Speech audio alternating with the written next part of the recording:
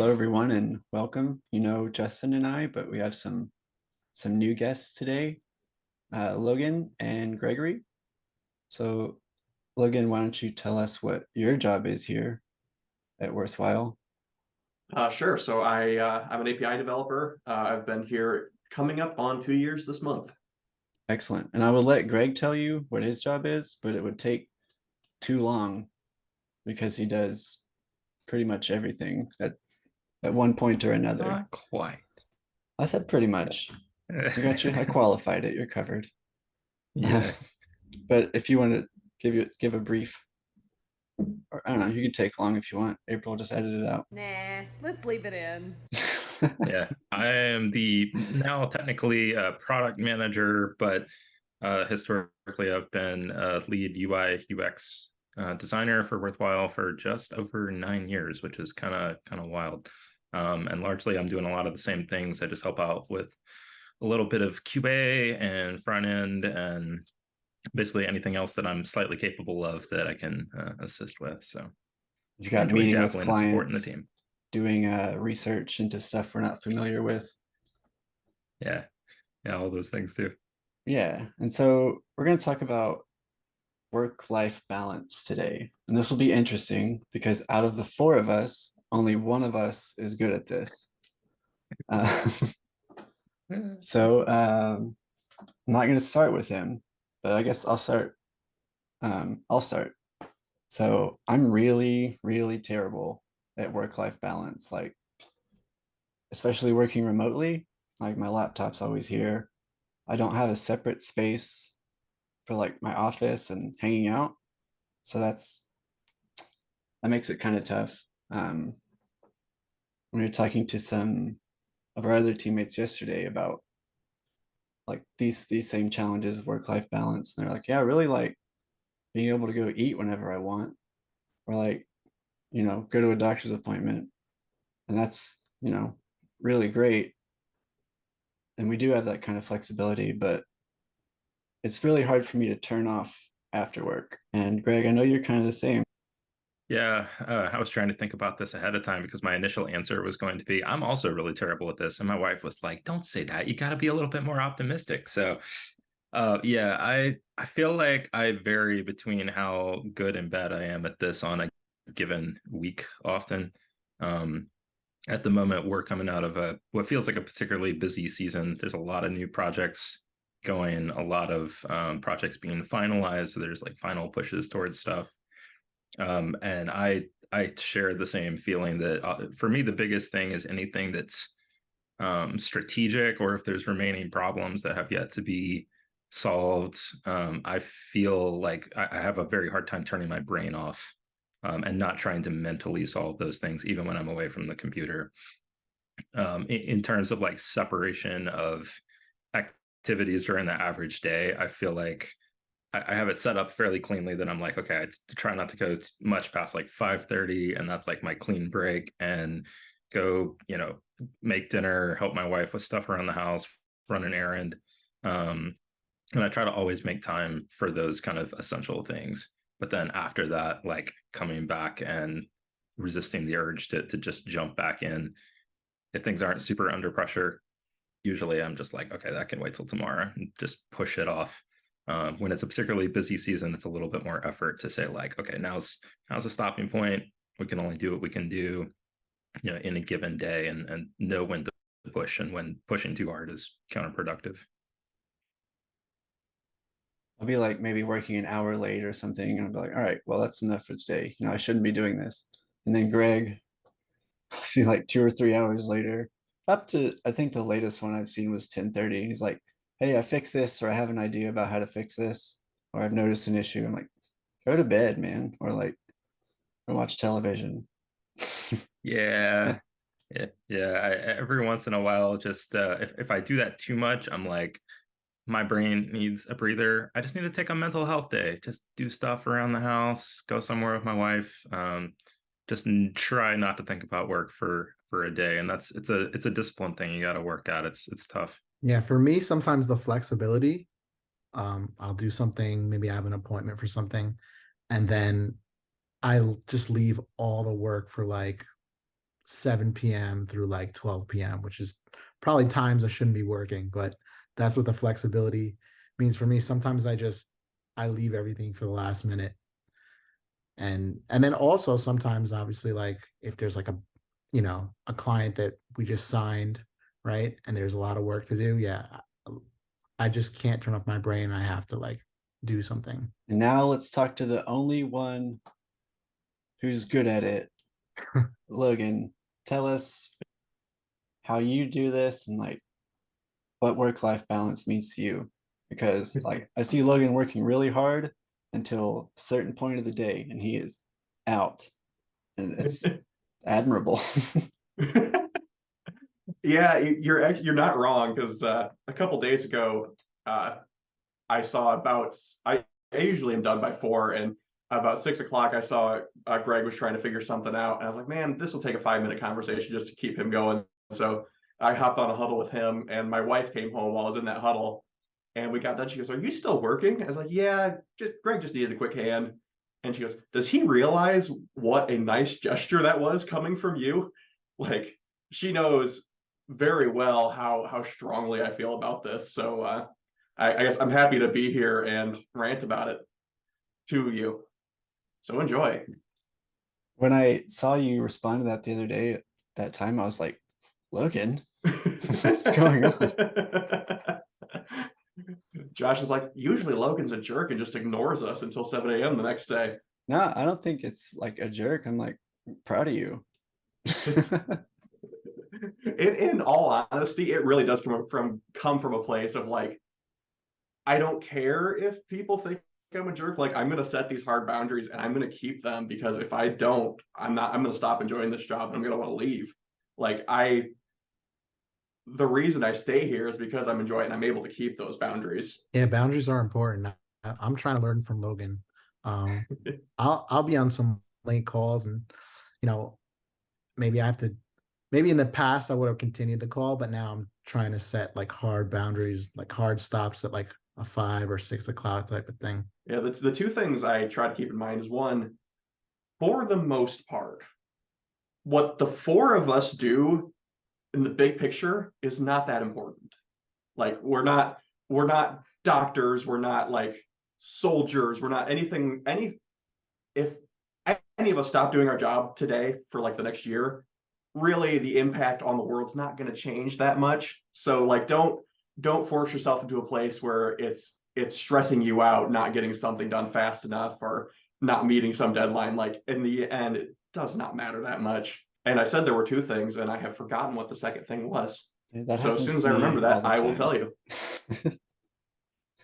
Happens to me all the time. Another thing is not just work, but like, I guess we're all pretty curious about technology and new stuff. Your laptop's just sitting there and like, I could look this up a little bit, maybe like play around with this framework or something I've not used before. Coding taxes your brain, so For sure. you're Keeping not up doing with the yourself a latest favor. trend, the Yeah, latest framework, right? I'm not saying like don't do that, but like we're saying, limits. Yeah, set yourself some limits. I think Justin is the king of the constantly go explore the new shiny thing that I'm like, man, I wish I had a little bit more time in my day and like space in my brain to take those things on. And I've been through a lot of like slow seasons to crazy busy seasons, and I appreciate the slow seasons when they come because I feel like that's my space to like get back in and start playing with stuff on the edges so that we have some more tools in our toolbox. But at the same hand, sometimes somebody will come and be like, "Hey, do we have any experience in this technology or this framework?" And I'm like, I really wish I had a better answer for you on that, but we're gonna have to schedule it, in the workday. We're gonna have to allot for that somehow as either customer time or company investment or something, because at the end of the day, I'm like, I do know my limits, and kind of like Logan, like I know there's a certain point at which I'm like, when I start going from I'm doing a little bit extra, but it's okay because we have like crunch and we got to get this thing out the door and I enjoy what I'm doing, to I really am sick of looking at this and my brain can't take solving this problem for 15 more minutes. When you hit that point, like you just need to stop. And there have been more times than I would like where I got stuck on a problem and I would just force myself and I was like, I should have stopped this 20 minutes ago. First thing in the morning, next day, it's like my subconscious was working on it, and it's like, this is the answer. And I'm like, of course it was. And, so knowing when to stop pushing yourself, because it's counterproductive. Definitely, Those yeah. first thing in the morning solutions are the best. They don't come as often as I would like, but yeah, when they do come, they're great. I did remember that second thing, if you don't mind me taking over again. So I am the kind of person who is very aware of like time and how much time I'm spending on something. And I think you were all there for All In Week when I made some analogy about like being able to see death approaching me anytime I feel like I'm wasting time. And I mean it's still true. Like I think about, if I spend an extra hour trying to meet a deadline, that's an hour I could have spent, with my wife or on a hobby or, just doing the other things in life that make life worth living. And at the end of the day, like those are the things that I'm going to be happy I did.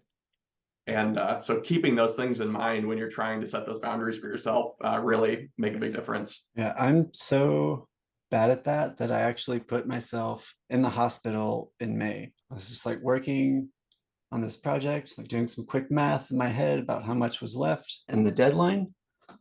And I was like, oh, I'll just take this time out of my sleep bucket, it'll be fine. But it wasn't. And I got on a Zoom one morning for stand up, and I was like, I think I'm having a seizure. And Greg was there. And yeah, so I had a few in a row and like woke up in the hospital. So I'm really, really trying to not ever do that again. You gotta sleep.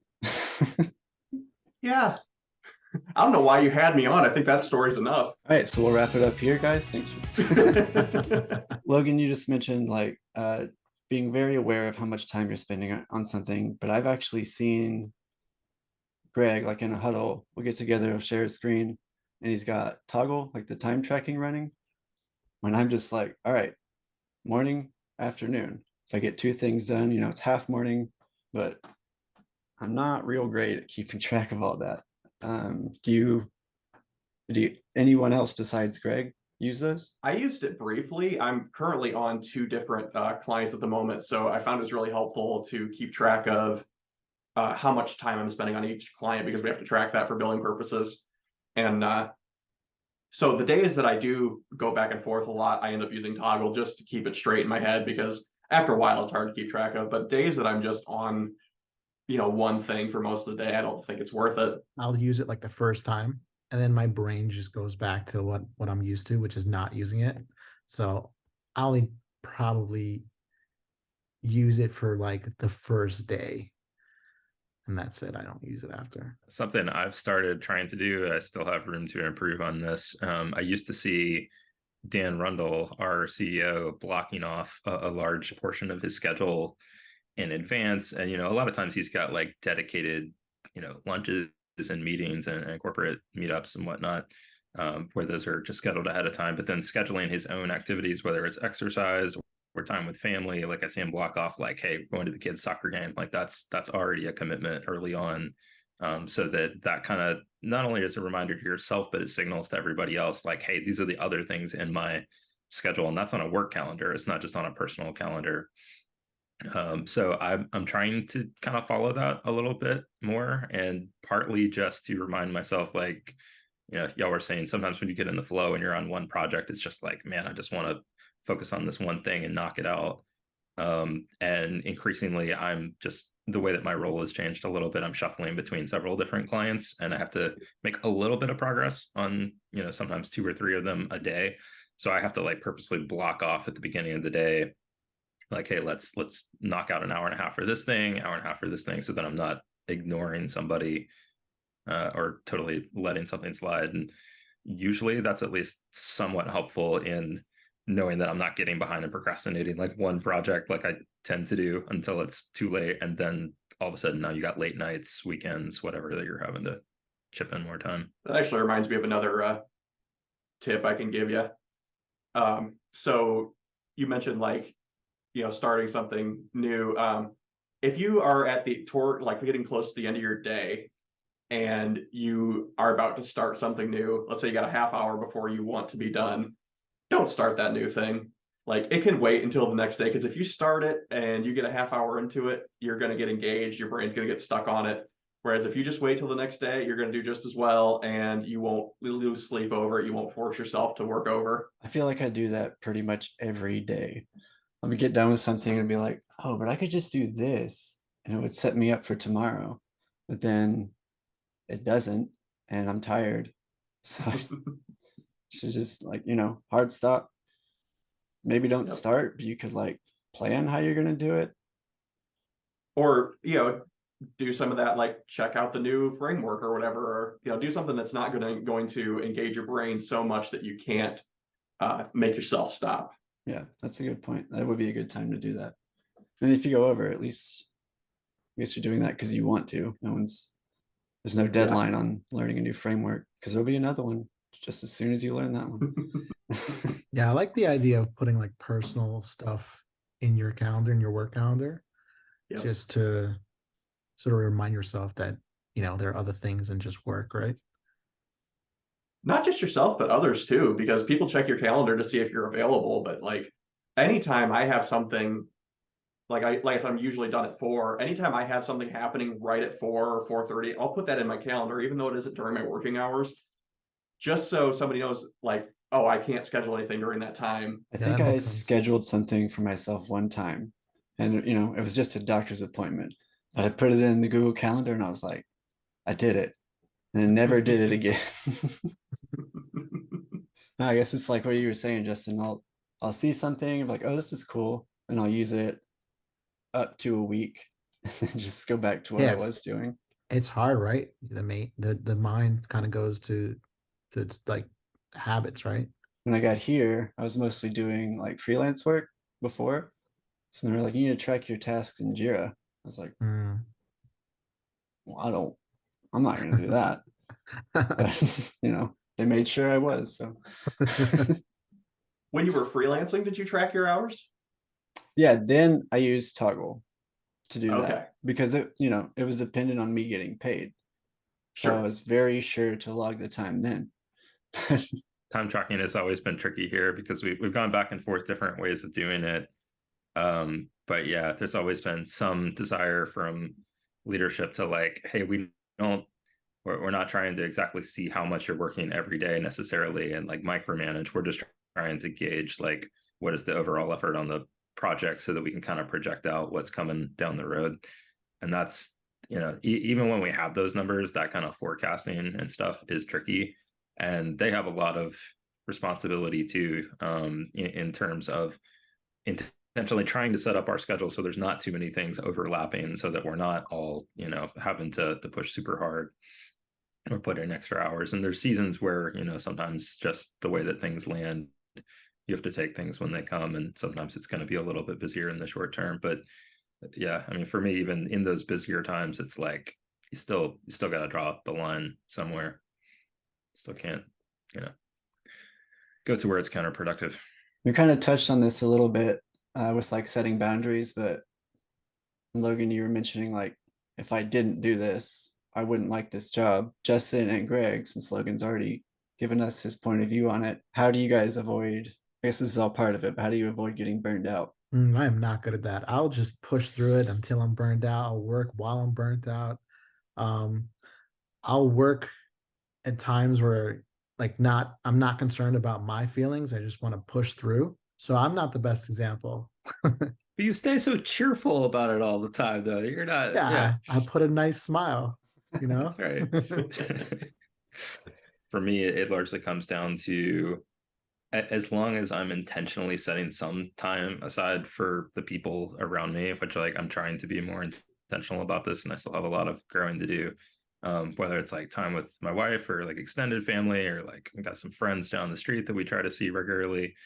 If I start getting tempted to say like no to them because there's some pressing work thing, I'm like, okay, that's a bad sign. Like if I need to say yes and then find out a way to work things out with work first. And if that's still leaving me too stressed out because there's too many other obligations, I was thinking like one of our values is like telling people what's up, which is both like leave people the status of like where your work is, so they're not having to like DM you and be like, hey, where's the status of this thing? So that you get a little bit more brain space. And also, like when you start feeling super stressed, like sometimes I've just had to go to a PM or to somebody else and say, like, I've got this many things on my plate. I'm stretched thin. I can't take anything else on. It's either going to have to get pushed out, or you're going to have to help find some extra resources. We bring somebody else on. Start having that conversation early when you start feeling those feelings, and then just kind of draw the line. And generally everybody's really good about that. Everybody tries hard together to set up resources, so that we're not extended beyond our limits. And as long as you're doing that somewhat consistently, and you're not afraid of just saying like, hey, I gotta raise my hand, I gotta take a break, or this is the extent of what I can take on, then that helps a lot in not getting too burnout. I will say this, like when I do feel burnt out and I've been working like through, a deliverable, and we've met that deliverable, Worthwhile is really good at, making sure that we can take our vacations and whatnot. And, I kind of rely on that to get my energy back and whatnot. Yeah, they're like almost I mean, I don't want to say aggressive with like telling you to take your PTO, but they're like, make sure you take all this PTO that you have remaining. I'm just like, what am I gonna do? I Nothing. feel like Do such a nothing. I mean, I guess I did take like a whole week off to play Baldur's Gate when it came out. So I could just do that again. Yeah, that's a good point though. Like, absolutely, take your PTO, even if you're not doing anything with it. Take it. Let your brain recover. Like you've earned that time. Don't let it go to waste. I think I will do that after our demo coming up. I have a lot of time. See how much I can get away with taking off. I had some built up. I just ended up putting in, so I had 3-day weekends through the end of the year. So that's my way of recovering. I thought that's what you were doing when like the Yeah. last 2 weeks, like Matt and Logan are out today. I was like, they're doing the smart thing. Yeah, I am all. That's another thing where it's like I don't care if the PTO I take is inconvenient. Like it's my time that I've earned. Like I'm going to use it when I need to use it. That's the kind of thing that project estimates should have built in. Is not everybody's going to be available every day between now and the deadline. That should be taken into account, especially if you get your PTO requests in early. Like that should always be easy for a good PM to handle. I will say that, and I guess because of my like conditioning from like working in kitchens the other day when they're like, Logan's out today, he's take PTO. I was like, Logan. Then I was like, why? Like, how dare you even get upset about that? Like, Man, check yeah, myself. I've worked in kitchens too, and I always found it unbelievable that like they will staff the absolute minimum of people that can handle. And if somebody calls off or somebody's sick or whatever, like it's just a nightmare. Like I always thought, why not, other than financial reasons, why not staff one extra person just in case? Yeah, Like, are the margins that razor thin? they are. Yeah, and it sucks. It's not a good industry for humans. It's hard. They're working so hard to put us out of the job with AI. They should really be trying to automate kitchens. There's a lot of money in that for sure. So let's get on it. Create a project in Jira, kitchen automation. They've already got like those Robot kitchen. pizza assembly line things. Have you seen those?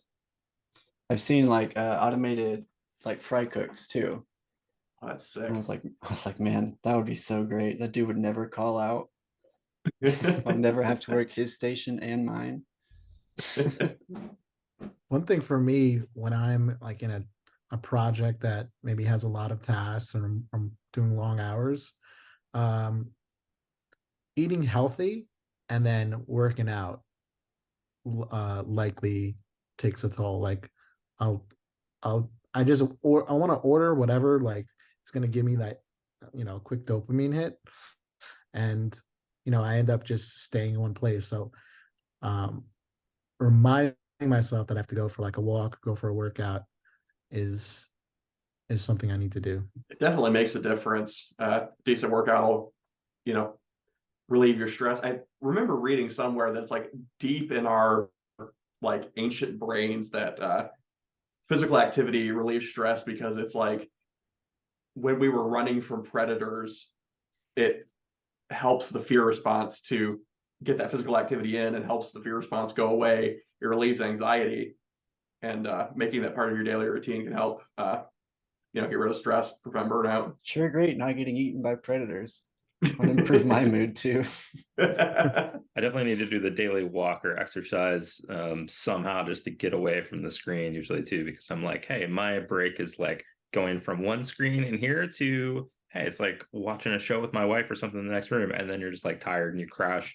There's been a few times where I'm like, I can't turn into a total couch potato. Like I gotta get the blood pumping somehow and get out and make time. And it's too easy to make the excuse of like, there's always something else to check in on, and I'm too tired just because, yeah, it's crazy how much just like sitting in front of a screen expending brain power will make you feel tired by the end of the day. And it's kind of the balance of, sometimes it's okay to like say like I gotta crash early. Like tonight's gonna be an early bedtime, gotta make up for that sleep debt, and then another day kind of balance it out, get out for the walk. Yeah, I was trying to go to bed early last night. I was like, this is a hard week. But then I got my city in Sim City over 100,000 people, so I had to keep going. Something I did when I was in New York after the pandemic, I bought like a bunch of mats. I bought some weights, different kinds of weights and different types of, I guess, exercise tools, and kind of had like a mini gym. So that kind of kept me healthy. For about a month now, maybe a little over, I've been doing like a couple of times a week yoga after work. And that is way harder than it looks and I thought it was. And it's like a nice way to like pretty much go out there right after work, and like it's a nice way to relax because you're not thinking about work. You're thinking about, I'm gonna fall, this really hurts. So it's it's a good way to separate. In like a studio you go to? No, and it's funny because we're talking about watching screens and then going out. I just watch the videos and do it at home. Maybe when I'm a little less wobbly, I'll go to a class, but not there yet. Yeah. I just want to point out we are so lucky Jason's not on the call right now. We'd be getting our obligatory 1-minute junkyard ad. Now let's not give him free publicity. Oh no, he's already gotten we gotta have him sponsor the podcast. We have some very driven fitness people here. Dan Rundle also goes out for his like very early morning runs in the freezing cold and rain sometimes, I believe still. So I'm like, I admire that that dedication and intensity. I'm probably going to go for something a little bit milder, at least initially, for that balance. I have a strong aversion to running. I ran track and cross country in high school. When I was done, I was like, probably never do that again. Did you guys do the junkyard fitness class when you were in Greenville? God, no. No, I slept. It was like 6 a.m. No, I was That was asleep. really tough. Like, y'all have fun.